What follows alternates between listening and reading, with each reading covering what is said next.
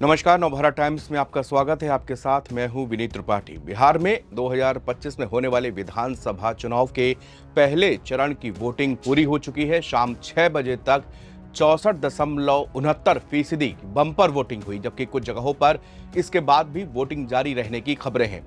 Voting के बाद जैसा कि हर बार होता है, हर पार्टी ने बढ़ चढ़कर अपने पक्ष में दावे करने शुरू कर दिए। इन दावों की हकीकत क्या है, वो आज से ठीक एक सप्ताह बाद यानी 14 नवंबर को पता चल जाएगा।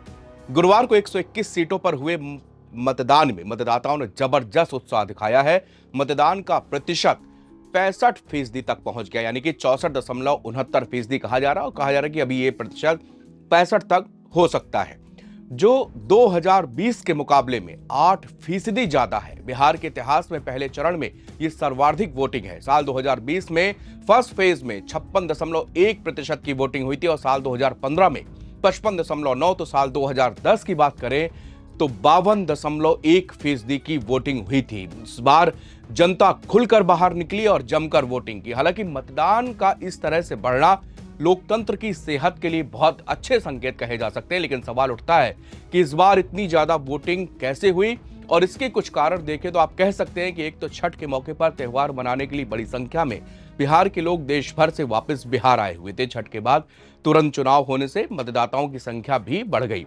एसआईआर को भी इसका एक कारण बताया जा रहा है। एसआईआर के अंतर्गत हुई मतदाता सूची के रिवीजन के बाद भी कुछ प्रतिशत मतदान बढ़ा है। बिहार में आजकल सरकार बनाने में पुरुषों की बजाय महिलाओं की भूमिका महत्वपूर्ण हुई है। पिछले कुछ समय से महिलाएं चुनाव में बढ़ चढ़कर हिस्सा ले रही हैं। महिलाएं इस बार भी भारी संख्या में वोट देने के लिए घरों से बाहर निकली।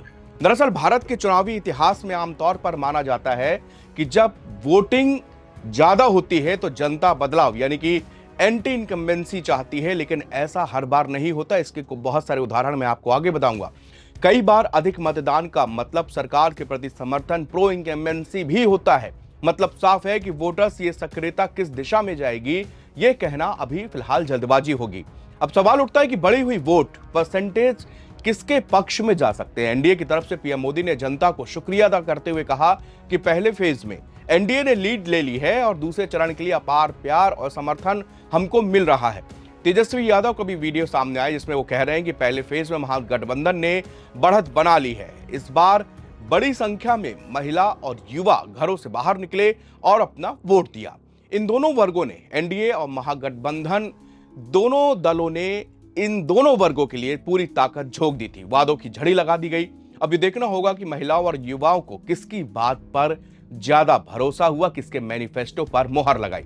हालांकि अगर संभावना और पुराने पैटर्न देखें तो नीतीश कुमार की लीडरशिप में एनडीए की संभावनाएं बनती हैं, क्योंकि महिलाओं को 10,000 रुपए देने की घोषणा इन्होंने की है। ऐसा भी देखा गया कि अक्सर नीतीश कुमार के पक्ष में ये वर्ग दिखाई देता है, और इसके कुछ कारण पहले से रहे। शराबबंदी के बाद शराबबंदी घोषणा करना, कानून व्यवस्था में सुधार होने से महिलाओं को ज्यादा सुरक्षा और अधिकार, और अब 10,000 रुपए देखने की घोषणा तो है ही।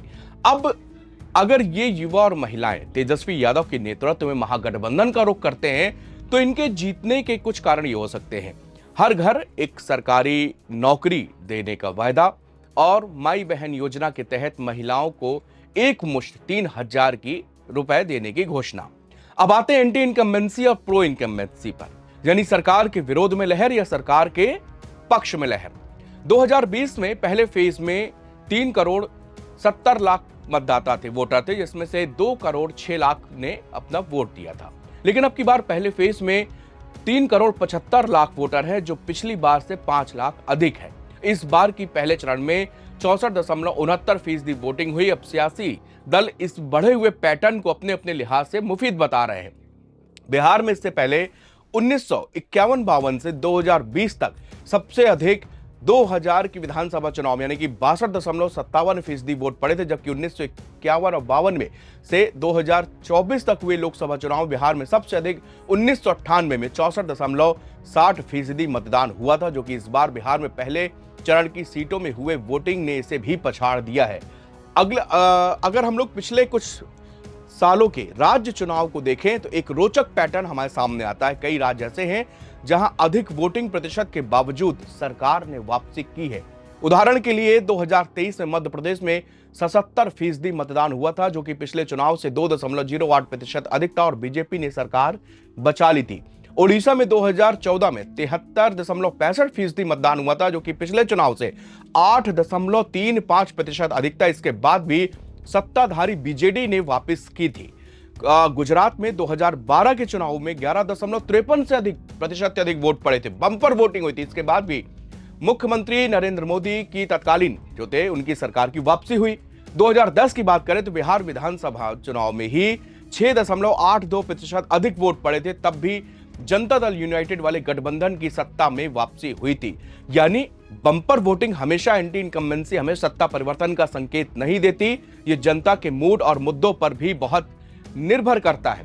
चलिए अब ऐसे उदाहरण पर भी नजर डालें जब अधिक वोटिंग प्रतिशत सत्ता परिवर्तन का कारण बना। 2023 में राजस्थान में 74.45% की वोटिंग हुई थी, जो कि पिछले चुनाव से करीब 0.39% अधिक था और कांग्रेस वहां पर चुनाव हारी थी।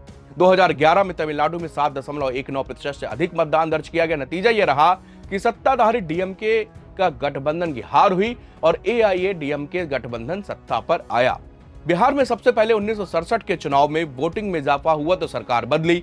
1962 में 44.5% वोटिंग के मुकाबले 1967 में 51.5% मतदान रहा। इस तरह 7% वोटिंग ज्यादा हुई थी और कांग्रेस के हाथों से सरकार निकली।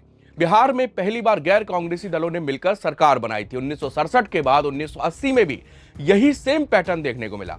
साल 1980 में 57.3% मतदान हुआ, जबकि 1977 के चुनाव में 50.5% वोटिंग रही। इस तरह 6.8% ज्यादा मतदान हुआ, जिसका नतीजा यह रहा सरकार बदल गई। जनता पार्टी को हार झेलना पड़ा और कांग्रेस वापसी कर गई। 1980 के बाद 1990 के विधानसभा चुनाव में मतदान में जबरदस्त इजाफा हुआ था। 1990 में 62% का मतदान हुआ, जबकि उससे पहले 1985 में 56.3% मतदान रहा था। इस तरह 5.8% ज्यादा मतदान की बढ़ोतरी ने बिहार की सत्ता परिवर्तन कर दिया था। कांग्रेस को सत्ता से बाहर होना पड़ा और जनता दल ने सरकार बनाई थी।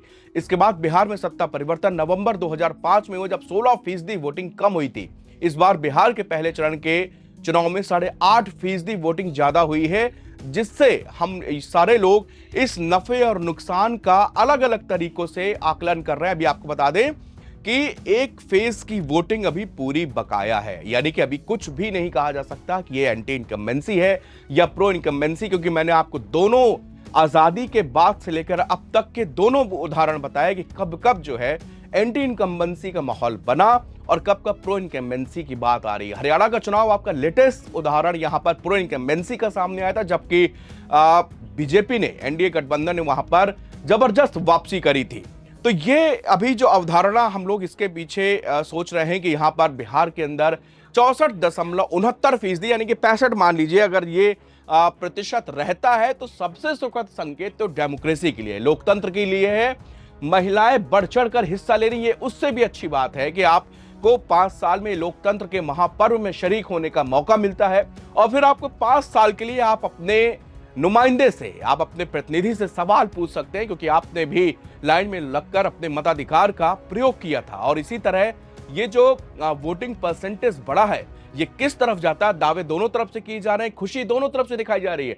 हालांकि ये मजबूरी भी है कि अगर आप अभी से डिमोलाइज हो जाएंगे तो अभी पूरा इलेक्शन दूसरे फेज का बाकी है, इसलिए ये स्ट्रेटेजी होती है कि दोनों तरफ के लोग अपनी विनिंग स्ट्रेटेजी बताते हैं कि हमारी जीत की तरफ, ताकि लोग जो है भरोसा रहे, उनके वोटर्स को भरोसा रहे और वो जो है दूसरे चरण में भी बढ़ चढ़कर मतदान में हिस्सा लें और अपने नेता को, अपनी पार्टी को वोट दे। लेकिन ये जो अधिक वोट हुआ है, ये निश्चित तौर पर कुछ भी हो लेकिन लोकतंत्र की जीत है। बड़ी संख्या में युवाओं ने और महिलाओं ने इसमें हिस्सा लिया है। अब ये किसके मैनिफेस्टो में, किसके प्रण में, किसके संकल्प में भरोसा करते हैं, यह बिहार की जनता के ऊपर निर्भर करता है। और 14 नवंबर को जब ईवीएम मशीन खुलेंगी तब जो है बिहार में नई सरकार का पता चल जाएगा और तब यह भी पता चल जाएगा कि एंटी इनकम्बेंसी थी या फिर ये प्रो इनकम्बेंसी थी। शुक्रिया।